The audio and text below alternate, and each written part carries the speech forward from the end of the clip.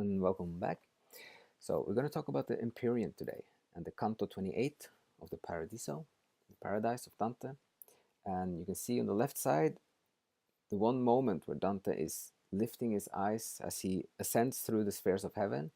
He comes to the ninth sphere with Beatrice, and then first he sees the reflection of something in her eyes, and he looks up, and that's what he's seeing. So he states that first from the eyes of Beatrice. He says that as one who in a mirror catches sight of candlelight aglow behind his back before he sees it or expects to see it, and turning from the looking glass to test the truth of it, he sees that glass and flame are in accord as notes to music's beat. Just so do I remember doing then, as I stood gazing at the lovely eyes, those lures which love had used to capture me. So he's looking now in the eyes of Beatrice, and he sees this point of glowing light shining, and also then through her love. And then she is again the symbol of both love and spirituality and the emotional life and divine revelation in some sense. So then he turns his eyes and looks up. For when I turned around, my eyes were met by what takes place here in this whirling sphere, whenever one looks deep into its motion. I saw a point that radiated light, so piercing that the eyes its brightness strikes are forced to shut from such intensity. So this is the center of divinity. That star which seems so smallest from here, if set beside that point, like star by star appearing in the heavens, would seem a moon. So this is his description of the first time he's seeing this. And you have 9 circles, which is the 9 angelical orders, and they are reflecting the 9 spheres of heaven that they already have ascended. And then he talks about how many there are.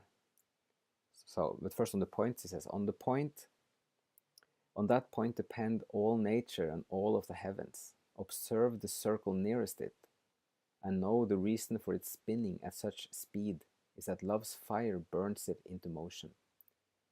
So this is like the circles are spinning faster and faster and faster towards the center, because they're like it's more intense, there's more love, and there's also more energy. So the smallest circle is the fastest spinning one. And then she explains also, when she had spoken her last word, there came showers of light from all the fairy rings, like molten iron in fire spurting sparks, and each spark kept to its own ring of fire, the number of them 1,000 into more than any doubling of the chessboard yields. So now Dante is referring to an old story about the chessboard and the doubling of, for each square on the chessboard, you are doubling a number. So the old story was that a person is coming to a king and shows him the game of chess. And then the king tries the game and he really likes it. So he says, what can I give you as a reward for this game? And the person says, just give me one grain of wheat for the first, and then 2 for the second, and then 4 for the third, and then 8, and then doubling for each of the squares. And then the king says, yes, that's fine. And then he thinks he can do it. But then if you calculate, the number would be in total 18.5 million. So this is how Dante is describing the number of angels in the spinning circles around the point of divinity.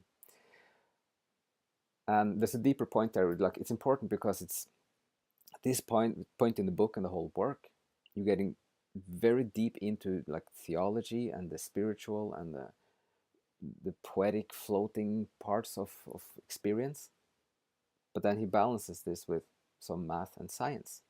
And this is one of the main points of the whole Renaissance, is to create a balance between the brain parts. So you have both engineering, math, science, logic part, and then you have the beauty and arts and poetry and intuition and the colorful, kind of sparkling, deep spiritual life as well. So you need the balance, and kind of creating this harmony or balance is one of the main kind of gifts from the Renaissance and the 1400s in Florence that we can still learn from, and how to make this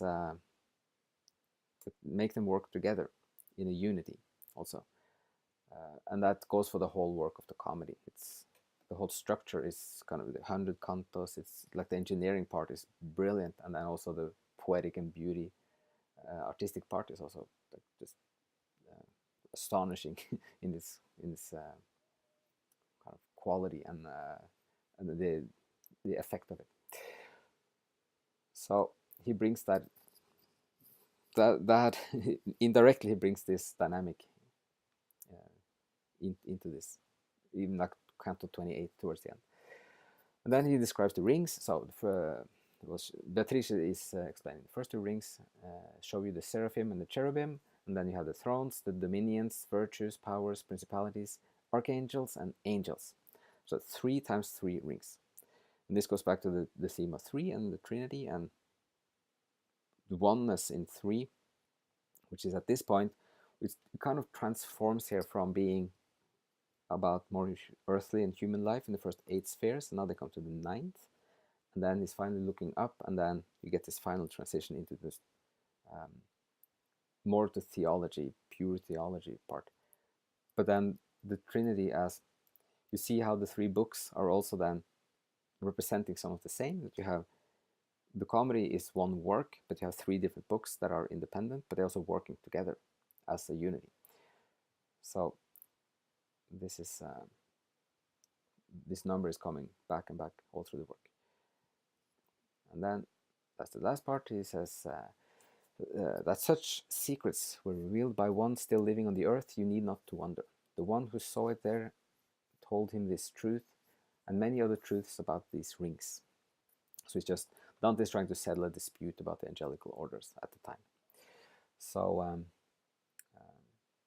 that's all for this episode. So this is the first kind of direct look at the divinity and the center of it, and then we will get closer to that in the last few cantos of the whole work, where the journey is ending and Dante is reaching his end point into this point, and then getting the full understanding and the full transformation of understanding and his own salvation and redemption, which is kind of where it starts. So this is just like the first flash of the of the final ending point. Okay, so we're gonna stop there, and so let's thank you for watching, and hope you have a great day.